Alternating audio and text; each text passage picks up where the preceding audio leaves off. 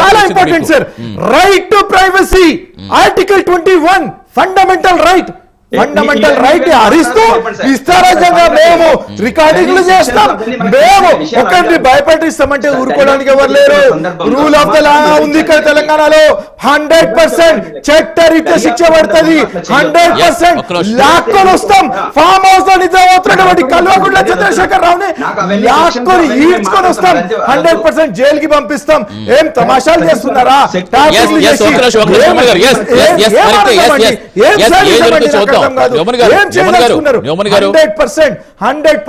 చట్టరీత్యా వీళ్ళని మాత్రం శిక్షించాం. 100%. నేను ఒకటే విషయం చెప్తున్నానండి, చట్టానికి ఎవరు అతిథులు కారండి. చట్టానికి ఎవరు అతిథులు కాదు. మీరు అధికారంలో ఉన్నారు కాబట్టి మీరు అధికారంలో ఉన్నారని చెప్పేసి ఒక రాజులాగా భావించి మీ సుపుత్రుడైనటువంటి కల్వకుంట్ల తారక రామారావు ఒక యువరాజులాగా భావించి ఇష్టం వచ్చినట్టు ప్రవర్తన చేసిండ్రు. ఈ రోజు దానికంటే ఆన్సర్ గౌతమ్ ప్రసాద్ గారు అడిగింది. దర్యాప్తు జరుగుతున్నప్పుడు మీకు సమాచారం ఉందని చెప్తున్నారు, సమాచారం ఎవరిస్తున్నారు మీకు అని అడుగుతున్నారు. ఇంటెలిజెన్స్ అనేది ఒక ఏజెన్సీ అండి. మీకు అక్కడ ఎంక్వైరీ జరుగుతున్నప్పుడు వారు సమాచారం తీసుకోవచ్చు. మాలాంటి వ్యక్తుల దగ్గరే సమాచారం ఉన్నప్పుడు ఒక బాధ్యతాయుతంగా మేము ప్రభుత్వం నడుపుతున్నాము, ఒక జవాబుదారీతనంతో మేము ప్రభుత్వం నడుపుతున్నాము. ప్రభుత్వం నడపడం అంటే ఒక ఆషామాషి కాదు. ప్రభుత్వం నడపడం అంటే ఒక కింగ్డమ్ కాదు. ప్రభుత్వం నడపడం అంటే అకౌంటబిలిటీ ఉండాలా. ప్రభుత్వం అంటే అకౌంటబిలిటీతో మేము చేస్తున్నాము. మేము ఒకటే విషయం చెప్తున్నాము, వీరు చేసినటువంటి దొంగలు, వీరు చేసినటువంటి లీలలు సుపుత్రురాలైనటువంటి కల్వకుంట్ల కవిత గారు ఏమంటున్నారండి? ఒక ఆడబిడ్డ చెప్తున్నారండి, ఒక ఆడబిడ్డ. ఏం విచిత్ర ఆనందం అండి, ఏం వికృత ఆనందం అండి. వీళ్ళకి అర్థం కాదు ఏంటండి. ఒకరి మినిస్టర్ వైఫ్ మాట్లాడుతుంటే ట్యాపింగ్ చేయడం ఏంటండి? ఎటువంటి దుర్మార్గులు అండి వీళ్ళు, ఎటువంటి దొంగలండి వీళ్ళు. సిగ్గున్నా అండి వీళ్ళకి, అసలు సిగ్గున్నా నిస్సిగ్గుగా మాట్లాడుతున్నారు. మళ్ళీ సోరకాయ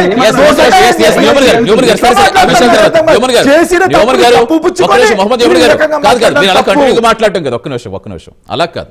సరే, ఇప్పుడు దర్యాప్తు జరుగుతుందని చెప్తున్నారు, ఓకే. మీకు ఇంటెలిజెన్స్ నుంచి సమాచారం వస్తుందని చెప్తున్నారు, అది ఓకే. కానీ ఇన్ని సంవత్సరాలు ఎందుకు ఇంత టైం పడుతుంది? మరి వాళ్ళు చేస్తారని మీకు ఖచ్చితంగా పక్కా ఆధారాలు ఉన్నప్పుడు ఎందుకు యాక్షన్ తీసుకోలేకపోతున్నారు? ఎందుకు నాంచుడు ధోరణి? చాలా మంచి ప్రశ్న అడిగారండి సతీష్ గారు. నేను లెట్ మీ ఆన్సర్ దిస్. వారు ఏ మాదిరిగా అయితే 9.5 సంవత్సరాలు దాదాపు 10 సంవత్సరాలు అధికారం చేశారో, వారి వికృతానందం గురించి ఆనాటి పిసిసి చీఫ్గా ఉన్నటువంటి ముఖ్యమంత్రి వర్యులు, నేటి ముఖ్యమంత్రి రేవంత్ రెడ్డి గారిని 2 మార్లు అరెస్ట్ చేసి ఇష్టారాజ్యంగా లోపలు వేసినారో మేము ఆ రకంగా చేయదలుచుకోలేదు.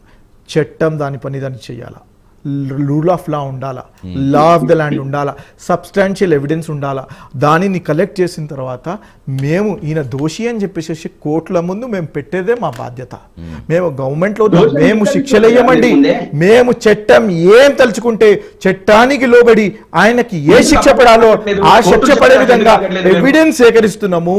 ఆ మహానుభావుడు, ఆ దొంగ, ఆ దొగుల్బాజీ మిస్టర్ ప్రభాకర్ రావు కంట్రీ వదిలిపెట్టి పారిపోయినాడు కాబట్టి ఆయనని బయట నుంచి లాక్కొని రావడానికి టైం పట్టింది. టైం పట్టిన తర్వాత ఈ రోజు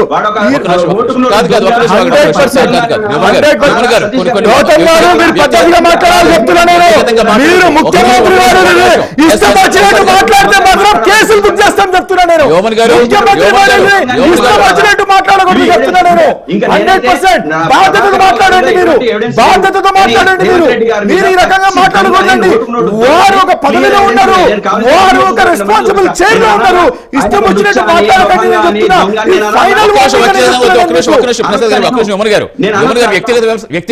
ఎవరైనా సరే ముందు you respect and take respect అంతే. ఎవరితో వాళ్ళు ఎవరైనా తెలియదు మనం అంటాను సరిపోం కదా. ఎస్, నేనేమంటున్నానండి, మేము ఆ రకంగా చేయదలుచుకోలేదు. సబ్స్టాన్షియల్ ఎవిడెన్స్ దెర్ ఇస్ లా అండి ప్రతి ఒక్క దానికి. నేను ఇప్పుడు ఏదైతే ఇప్పుడు రేవంత్ రెడ్డి గారు స్వయంగా చెప్పారు, నా ఫోన్ ట్యాప్ అవ్వలేదు, నా ఫోన్ ట్యాప్ అయింది, నాకు ఎటువంటి అధికారి నాకు విచారణ రమ్మలేదు కాబట్టి నేను వెళ్ళలేదని చెప్పారంటున్నారు. ఇంకెవరిదైతే నేను ప్రశ్నిస్తున్నారు. ఆయన స్వయంగా చెప్పారు కదా. మరి ఎందుకు ఇలా ఇంత ఆరోపణలు ప్రచారం కేవలం రాజకీయ ప్రాబల్యం కోసం మీరు అంతా చేస్తారని చెప్పి మీకు విషయం చెప్తానండి. ఆన్ రికార్డ్ చెప్తున్నా, బాధ్యతతో చెప్తున్నా, బాధ్యతతో చెప్తానండి. చాలా కీలకమైన సమాచారం నేను ఇస్తున్నా మీ ద్వారా. గౌతమ్ గారు కాదు, మీరు ఒక ఓపిక నిమిషం, పట్టాలి. గౌతమ్ గారు ఆన్సర్ ఇవ్వనివ్వండి, తర్వాత మీరు నేను ఆన్సర్ చాలా బాధ్యతతో చెప్తున్నా, ఉమ్, తల ఎక్కడ పెట్టుకోవాలో కూడా వీళ్ళకి అర్థం కాదు. ఎవరెవరి ఫోన్లు రికార్డ్ చేసి ఎవరెవరి ఫోన్లు ట్యాప్ చేసినారో చెప్తే నేను చెప్తున్నా, ఒక మంత్రి వాళ్ళ ఆవిడ ఫోన్ రికార్డ్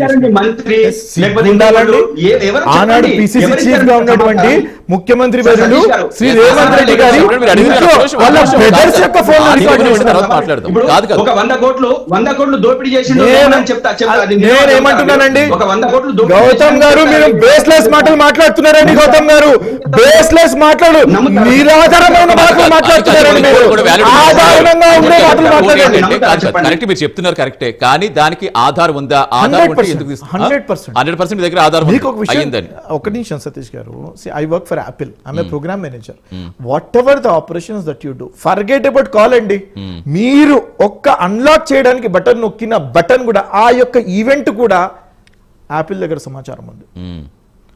అంటే మీరు ఏం చేస్తున్నారో ప్రతి ఒక్క బటన్ ఒక ఈవెంట్ అంటారు దాన్ని, దాని యొక్క సమాచారం కూడా ఉంది. అంటే హార్డ్ డిస్క్లు వీళ్ళు తొలగిచ్చేస్తారు, మరో రికార్డు తీసేద్దామని ప్రయత్నం చేస్తే ఎవరు ఇక్కడ ఊరుకోవడానికి లేరండి. టెక్నికల్ ఎవిడెన్స్ ఉంది, దీనిని వారి కోడింగ్ లాంగ్వేజ్ లో నేను చెప్తున్నా, నేను టెక్నికల్ ఎవిడెన్స్ అని అంటారండి. టెక్నికల్ ఎవిడెన్స్ ఉంది కాబట్టి వారు ఇజ్రాయెల్ నుంచి ఏ సాఫ్ట్వేర్ తెప్పించినాడు, నవీన్ రావు ఎక్కడి నుంచి తెప్పించినాడు, కొండలరావు కొడుకు ఏమేం చేసినాడు, ఆ లీలలు మా దగ్గర ఉన్నాయి, తప్పించుకోలేరు. పేర్లతో సహా చెప్తున్నా నేను. నేనేమంటున్నా, మీరు ఎక్కడి నుంచి ఏ ఎక్విప్మెంట్ తెప్పించారో నా దగ్గర ఉంది. సబ్జెక్ట్ రాయడం నేను బరాబర్ సబ్జెక్ట్ లో ఉన్నా, నేను సబ్జెక్ట్ లో ఉన్న టాపిక్ గురించి మాట్లాడుతున్నా. సబ్జెక్ట్ చేశారంటే నాకు అర్థం కాదు. మీరు ఏం మాట్లాడుతున్నారు? మీరు చేసని దొంగ పనులు చేసని ఇష్టాలని చెప్పి చేస్తున్నారు. మీరు ఎట్లా మాట్లాడుతారు? మీరు నాకు అర్థం కాదు. నేను ఒకటే మాట్లాడుతున్నానండి, నేను 100% వీళ్ళు చేసినటువంటిది నాట్ జస్ట్ ఫోన్ ట్యాపింగ్ అండి, ఇది చాలా పెద్ద క్రైమ్ అండి, క్రిమినల్ కాన్స్పిరసీ అంటున్నా నేను. ఇది క్రిమినల్ కాన్స్పిరసీ అండి. ఇటువంటి క్రిమినల్ కాన్స్పిరసీ చేసినటువంటి వాళ్ళని చట్టం న్యాయస్థానం డెఫినెట్ గా తప్పు జరిగితే చట్టం కాకపోతే ఎందుకు ఇంత ఆలస్యం జరుగుతోంది, మళ్ళీ ఏదో ఒక అంశాన్ని పైకి తీసుకొస్తారు వాళ్ళ వాదన. ఇది కేవలం ప్రజలు పెట్టడానికి తప్పించి దీంట్లో ఎలాంటి వాస్తవం లేదు, లేకపోతే ఇన్ని సంవత్సరాలు పడుతుందా అనేది వాళ్ళ వాదన. ఇంకొకటి మీ దగ్గర ఆధారాలు ఎవరు ఇచ్చారు, మీకు దర్యాప్తు జరుగుతుంటే మీకు ఎవరు సమాచారం ఇస్తున్నారు అనేది కూడా వాళ్ళు వేస్తున్న ప్రధాన ప్రశ్న. ఆధారాలు నా దగ్గర ఉన్నాయని నేను ఎప్పుడు చెప్పలేదు, ఎవరు చెప్పకూడదు కూడా. Matter is sub judice ఒక లాయర్ అండి, ఒక లాయర్ మాట్లాడాను అంటే మా దగ్గర ప్రిలిమినరీ ఇన్ఫర్మేషన్ ఉంది అని చెప్పేసి, అంటే ప్రైమా ఫేసి ఉందని నేను చెప్తున్నాను. అంతవరకు ఇప్పుడు ఆ యొక్క ఎవిడెన్స్ ఆ టైంలో ఈ టైంలో ఈయన కాల్ చేసినారు, ఈ టైంలో వాస్తవానికి కాల్ వచ్చింది, ఫలా ఏ నుంచి ఫలా బికి కాల్ చేసినప్పుడు, ఫలా ఏ నుంచి ఫలా బికి కాల్ చేసినప్పుడు మధ్యలో ఒక సి అనే వ్యక్తి వింటున్నాడు అని చెప్పడానికి టెలిఫోన్ ట్యాపింగ్ అంటారండి. ఆ సి విన్నాడా లేదా అని చెప్పేసి, ఒకవేళ వింటే ఎవరి ఫోన్లు విన్నారు, ఎంతసేపు విన్నారు, ఎవరిని టార్గెట్ చేసి విన్నారు అని చెప్పేసి ఆ ఇన్ఫర్మేషన్ లాగడమే ఇన్వెస్టిగేటివ్ ఏజెన్సీ యొక్క పని. నేనేమంటున్నానండి, ఈ రోజు చెప్పి రేపు అరెస్ట్ చేయడానికి ఇదేమి ఒక గేమ్ కాదండి, ఇది ఒక కుటుంబ వ్యవహారం కాదండి, ఇది ఒక గవర్నమెంట్ అండి, ఇది ఒక రెస్పాన్సిబిలిటీతో ఉన్నటువంటి గవర్నమెంట్ అండి. నేను ఏమంటున్నాను అంటే, వారు ఒకవేళ నిజంగా చేయకపోతే వారు చాలా నిర్భయంగా మరి కవిత గారిది ఏంటి, ఎలా చూడాలి అసలు?